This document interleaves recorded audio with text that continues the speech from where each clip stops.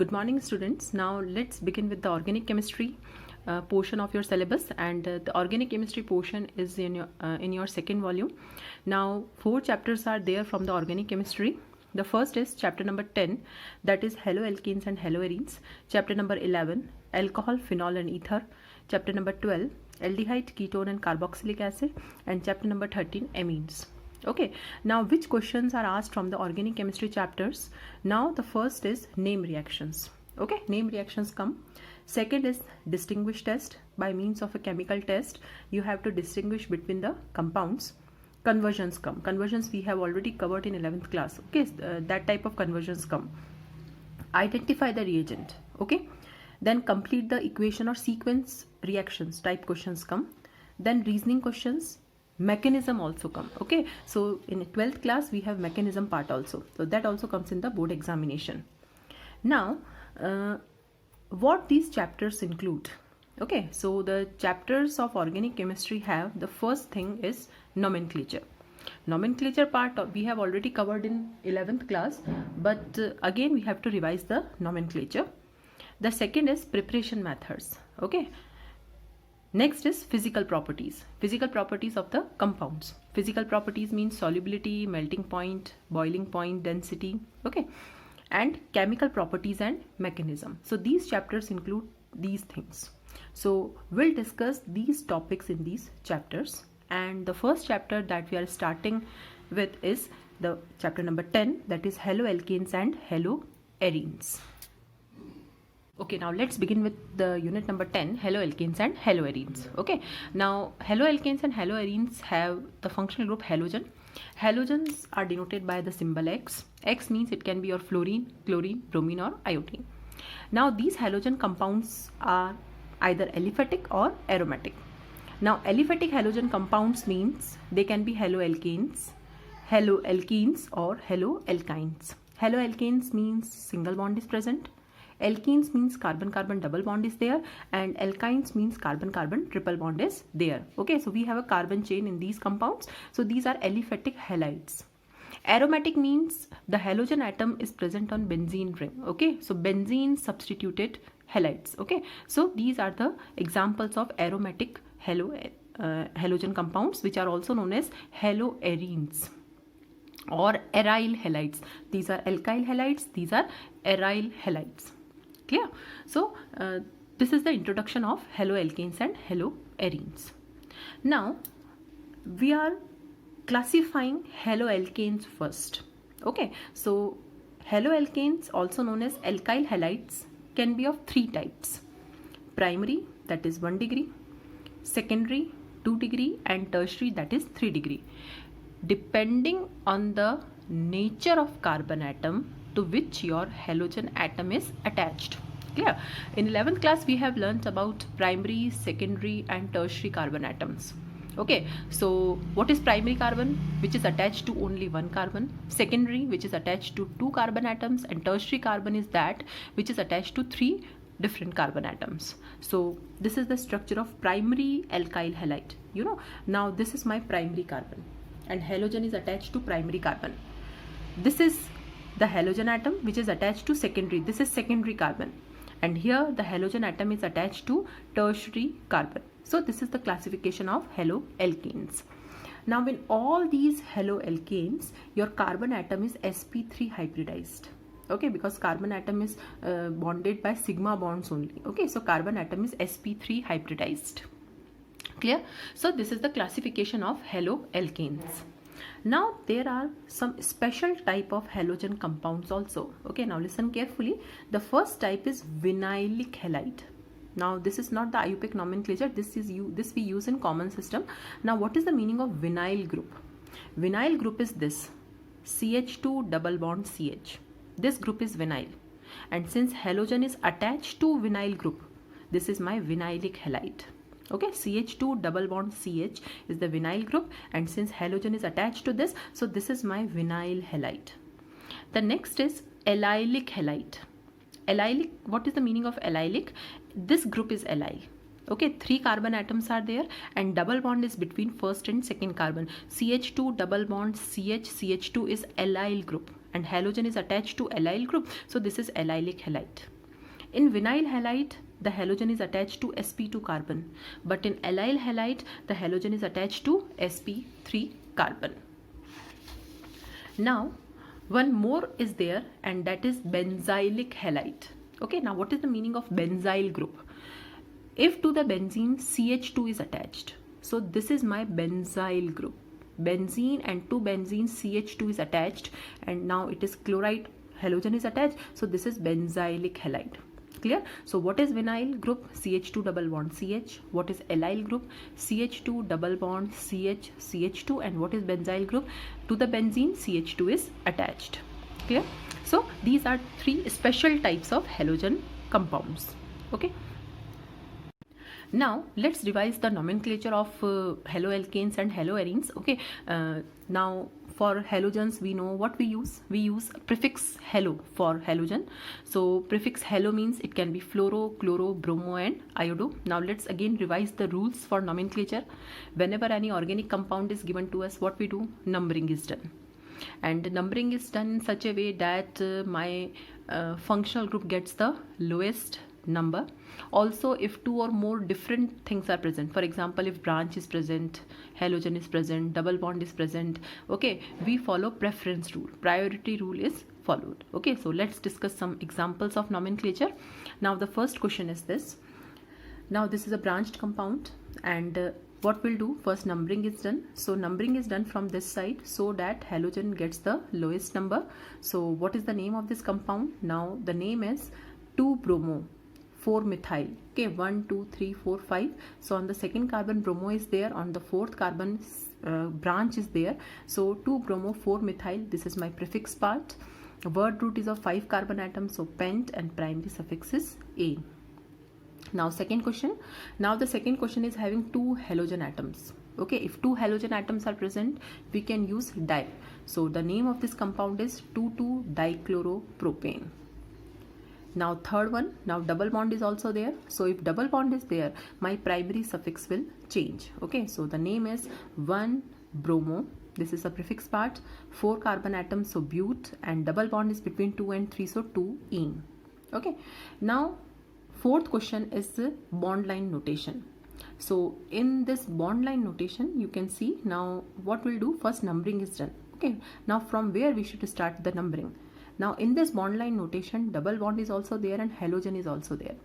And out of double bond and halogen, always double bond is given preference. So numbering is done such that my double bond gets the lowest number. So numbering is done from this carbon. So this is first carbon. Now this is second carbon.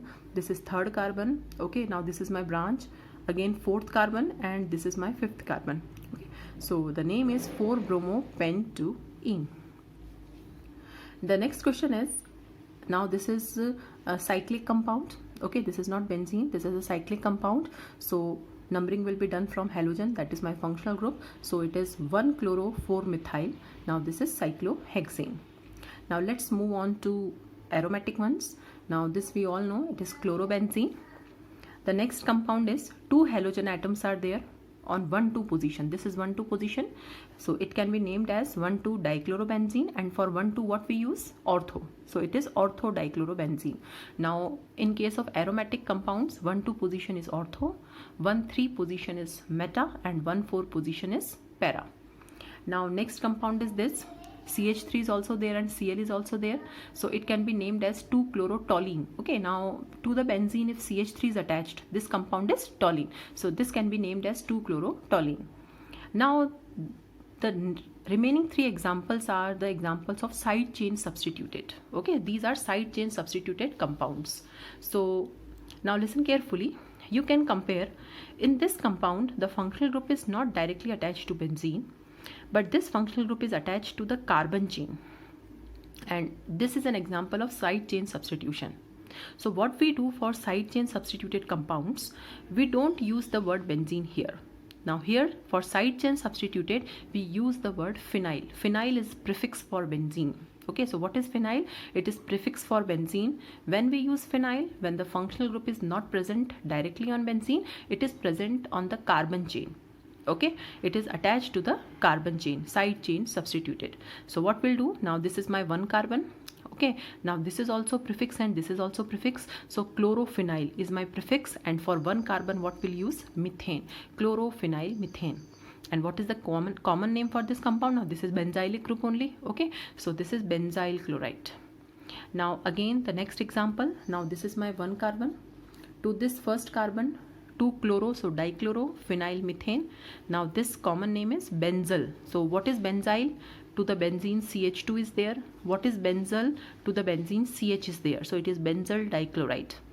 And suppose if this example is there, now to this carbon 3 chloro are attached, so trichloro. Now for this phenyl methane, and what common name will use for this? It is benzo trichloride. So benzyl, benzyl and benzo.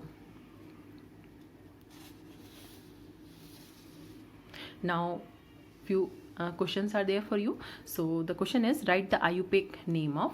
So 3 examples I have given. So try to write the names of these compounds.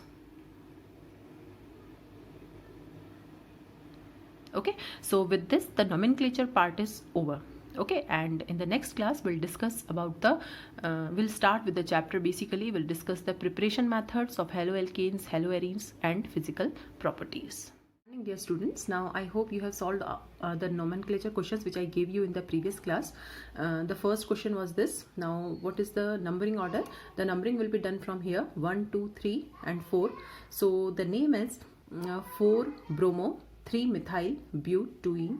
Okay, now from numbering will be done from this side, so that bromo, which comes first in alphabet, gets the lowest number. So 2 bromo 4 chloropentane. Now the third one. Now numbering will be done like this, 1, 2, 3, 4. So it is 3 methyl 1, 4 dichlorobenzene. Now let's move on to the next part, that is the methods of preparation of haloalkanes. How haloalkanes can be prepared. Okay, now listen carefully. You have to learn the reagents which we are using in these reactions. Okay, because from this part conversion questions come. So you must be knowing all the reagents which we are using. The first method is from alcohols. This is the widely used method. Okay, in laboratory, if I want to prepare halides, I will definitely use this method. By alcohols, we can prepare halides. Now there are several reagents which we can use. The first reagent is halogen acid. Now what is halogen acid? It is HX. HX means HCl, HBr, HI. Okay, and the order of reactivity is this: HI, then HBr, then HCl. It means HI is most reactive, then HBr, then HCl. HF we are not mentioning here because the reactivity of HF is very less. Okay, so the reaction does not complete. So the first is, I will use HCl. So this is my primary alcohol, CH3CH2OH. Now listen, 1 degree primary alcohol. I will use HCl in the presence of anhydrous ZnCl2. Now basically substitution is taking place. Now OH is replaced by Cl. Okay, so this is chloroethane plus water is the byproduct. Now you can have secondary alcohol. This is CH3CHOH CH3. Now anhydrous ZnCl2 and HCl. Now basically this is Lucas reagent. Okay, this will again discuss in alcohol next chapter. This reagent is known as Lucas reagent. Okay, and this test is known as Lucas test. This is used for differentiating between primary, secondary and tertiary alcohol. Okay, so HCl in the presence of anhydrous ZnCl2. Again, chloro will be substituted at the secondary carbon. Clear? So 2-chloropropane is obtained, and suppose we have tertiary alcohol. So HCl at room temperature. Okay, so we'll get tertiary halide plus water is the byproduct. Now what is the reactivity order of alcohols? Tertiary, secondary and primary. Okay, tertiary alcohols are most reactive. So when this reagent is added to tertiary alcohol, okay, within few minutes you will get your product. And primary alcohols are least reactive. So this is the first reagent that we are using. Okay, so with the help of HCl we can substitute OH by chloride. So chlorides are obtained. Suppose if I use HBr, then I have to take concentrated H2SO4, and what will happen? OH is replaced by bromide. So bromoethane is obtained. And suppose if I use HI, then only heating or refluxing is required and I will get iodides. Clear? So this is the first method, by use of HX. Okay, wherever alcohol group is present, that alcohol is replaced by the corresponding halogen atom. So you have to learn the reagent. Either you can use HCl, you can use HBr, or you can use HI. Clear? So this is the first preparation. The second preparation is by use of phosphorus halides. The most common phosphorus halides that we use are PCl3 and PCl5. Okay, now you must be knowing PCl5. You have learned this in chemical bonding chapter last year. This is phosphorus trichloride. This is phosphorus pentachloride. So how we can use these reagents for converting alcohol to halide? Now, this is my first reaction. Suppose I am having CH3CH2OH. This is ethanol. I am adding PCl5. What will happen? This OH will be replaced by Cl. So chloroethane I will get. What are the byproducts? The byproduct is POCl3. POCl3 is phosphorus oxychloride plus HCl. Okay, you have to learn the byproducts also, because sometimes when the question come, complete the following, then along with the main product you have to write the byproduct. Byproducts carry half marks and main product carry half mark. Okay, suppose if I use PCl3, then 3 molecules of alcohol I require. So remember this thing, for PCl5 only 1 alcohol is required, but with PCl3 I require 3 molecules of alcohol. So 3 molecules of corresponding chloride I will get, plus byproduct is H3PO3, which is known as phosphorus acid. Okay, so what is the byproduct here? Phosphorus acid. Okay, now this is the method for preparing chloride. PCl3 and PCl5 if I use, I will get the chloride only. But suppose if I use PBr3 or PI3, I can use, although these are very unstable compounds. Okay, so 3 molecules of alcohol I can take. I can use PBr3 or PI3. The corresponding bromide or iodide I will get, and the byproduct is H3PO3. So this is the second method of preparing halides from alcohol. Okay, the third is reagent that converts alcohol to halide is thionyl chloride. Okay, this reaction is very, very important. Thionyl chloride is SOCl2.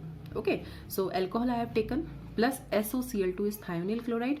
In the presence of pyridine, the reaction occurs. Now what is the product formed? OH is replaced by Cl plus sulfur dioxide is byproduct plus HCl is byproduct. Now why this reaction is considered so important, and the reason is this method is preferred. Okay, out of all the methods we prefer this method only because the byproducts are gases. SO2 is also gas and HCl is also gas. So what will happen when this reaction occurs? The byproducts are gases and these gases escape out, leaving behind only the pure alkyl halides. Okay, so we get only halide because the gases will escape out.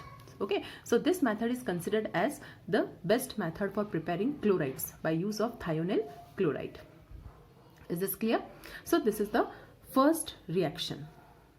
Next preparation is from hydrocarbons. From hydrocarbon means from alkanes and alkenes I will prepare halides. Now first is from alkanes. This reaction we have learnt in 11th class. This is free radical substitution. This is a type of substitution only, and free radicals are formed. Okay, so methane, chlorine is added in the presence of H nu. What is the meaning of H nu? It means sunlight. What we'll get? Now one hydrogen will be replaced by chlorine, so we'll get CH3Cl plus HCl. And if you remember in 11th class we have learned that this reaction goes on till all the hydrogen atoms are substituted. So this CH3Cl will again combine with chlorine in the presence of sunlight to form CH2Cl2 plus HCl, and this will continue till CCl4 is obtained. So this we have learnt in 11th class. So this is an example of substitution only. Hydrogen is replaced by chlorine. Okay, suppose if I ethane, then it is treated with chlorine in the presence of sunlight. What will happen? Again substitution. Now CH3 is there, so one hydrogen is replaced by chlorine plus HCl, so I will get chloroethane. Suppose if I have propane, now listen carefully, chlorine in the presence of sunlight. Now propane has primary carbon also and secondary carbon also, so at both the places the substitution can occur. If primary hydrogen is replaced, we get 1 chloropropane. If secondary hydrogen is replaced, we'll get 2 chloropropane. So by this method we can prepare halides or chlorides, especially chlorides from alkanes.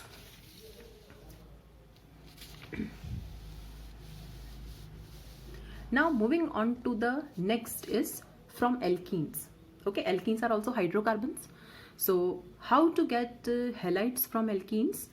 Addition reaction. Okay, whenever double bond or triple bond is there in the compound, they always show addition reaction. Okay, so addition reaction of HX. Now again, what is HX? HCl, HBr or HI.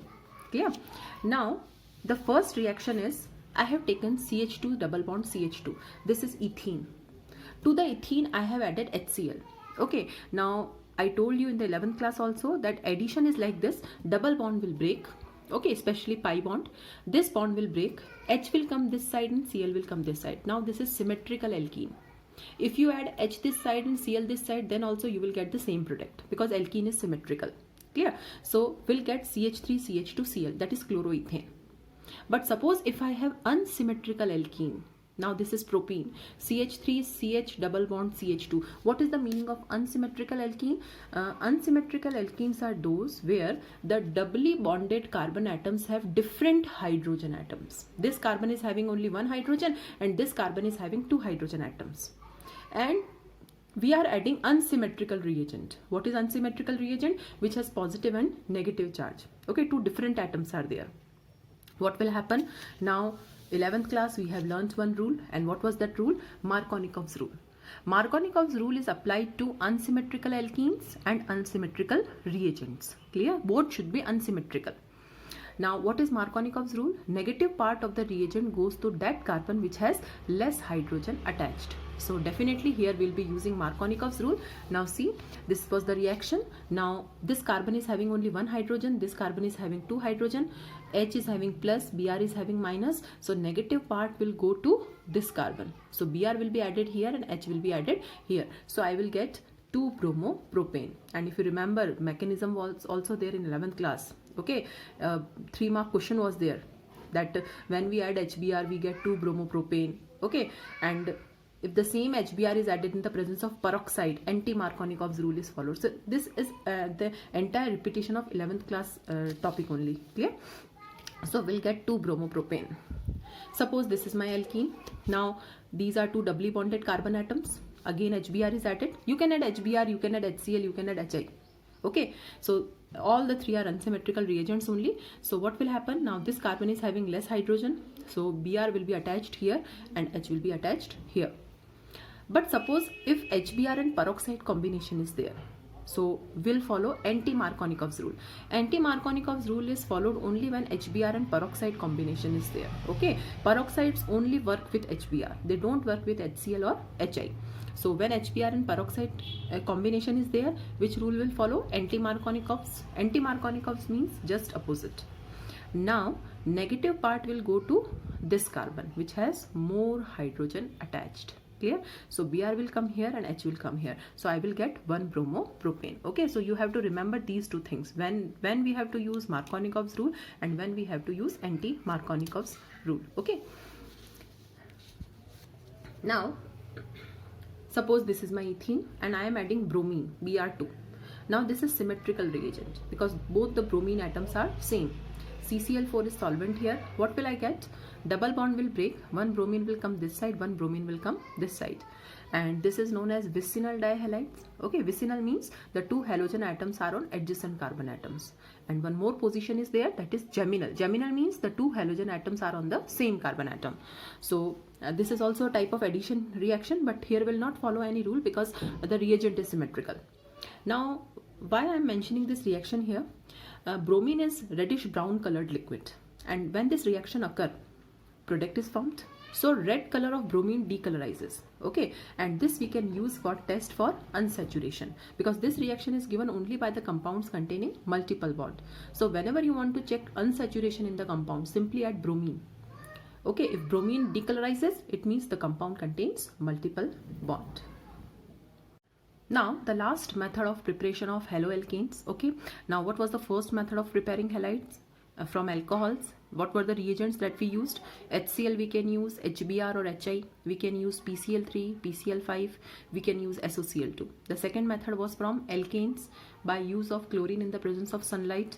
The next is from alkenes by the addition reaction and by addition of HX. Okay, now whatever methods we have discussed, we prepared either chlorides or bromides. Okay, generally the earlier methods are for preparing chlorides and bromides, but how to prepare iodides and fluorides?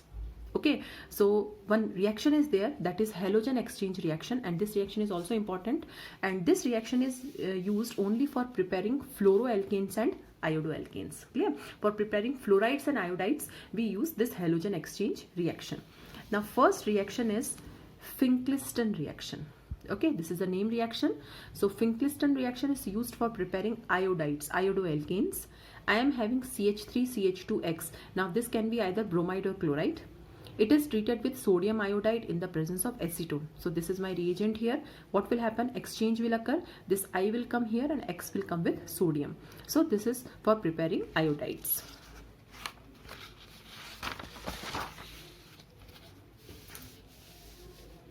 The next is for preparing fluorides. We have Schwarz reaction. Now what is Schwarz reaction? For Schwarz reaction, we can take either this Hg2F2 mercuric fluoride.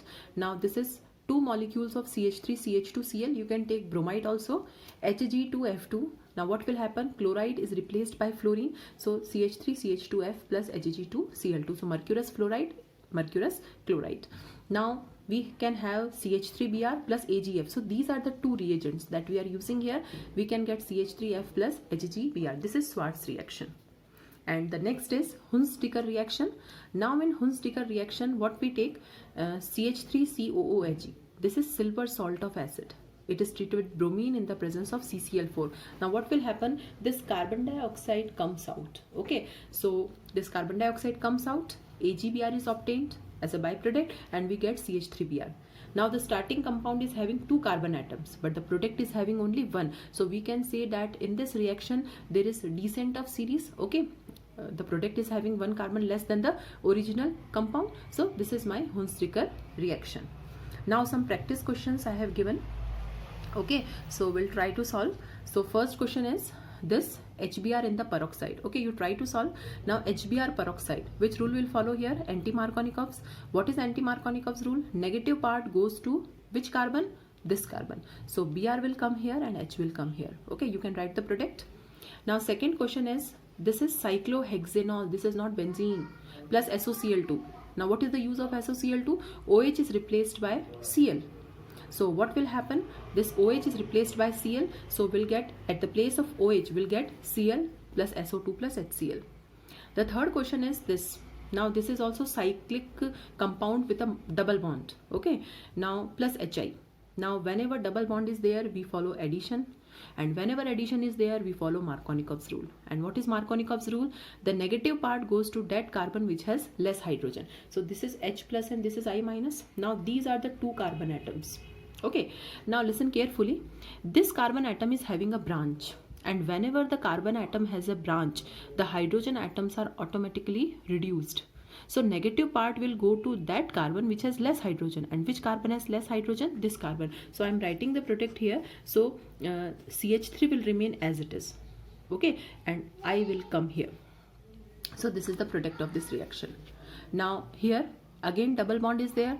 Whenever double bond is there, addition is there. Now bromine is symmetrical reagent. Okay, so this double bond will break. Okay, so I am writing the product here. So one bromine will come here and another bromine will come here. Now bromine in the presence of sunlight. Okay, now listen very carefully. These two reactions look like they are similar, but they are not similar because reagents are different. Here bromine is added. Simply bromine is added in the absence of sunlight. So addition reaction occurs. Now here bromine is added in the presence of sunlight, and whenever we use sunlight, free radical substitution occurs. Free radical substitution means hydrogen is replaced. Now which hydrogen will replace? Now this double bond will not take part. So which hydrogen is replaced? Now this is allylic position. Okay, CH2 double bond CH CH2. So this is my allylic hydrogen. Okay, so substitution will take place at the allylic position and we'll get this product. So this is the answer. Dear students, now let's discuss the next topic, that is methods of preparation of haloarenes. And what are the methods? So the first is by direct halogenation of benzene ring. Now this is a type of electrophilic substitution. Electrophilic substitution means one electrophile will replace the another electrophile. Direct halogenation means in benzene hydrogen atoms are there, 6 hydrogen atoms are there. So the hydrogen atom of benzene will be replaced by your halogen atom. Now let's see the reaction, how it occurs. This is my first reaction. Okay, now this we have learnt in 11th class also. This is my benzene ring. Now in benzene 6 hydrogen atoms are there. Okay, now this benzene is treated with chlorine in the presence of anhydrous AlCl3 or FeCl3. Now this is anhydrous. Okay, now in benzene the 6 hydrogen atoms are equivalent. These are 6 position. Now any of these 6 hydrogen atoms can be replaced by the halogen atom. Now what is the role of this anhydrous AlCl3? Anhydrous AlCl3 or FeCl3 act as Lewis acid. Now what are Lewis acids? Lewis acids are electron deficient. Okay, now AlCl3, now octet is incomplete. So what this Lewis acid will do, it will accept one electron pair from here. So AlCl4 minus plus Cl plus. Now this is my electrophile, and this electrophile will now attack on benzene ring.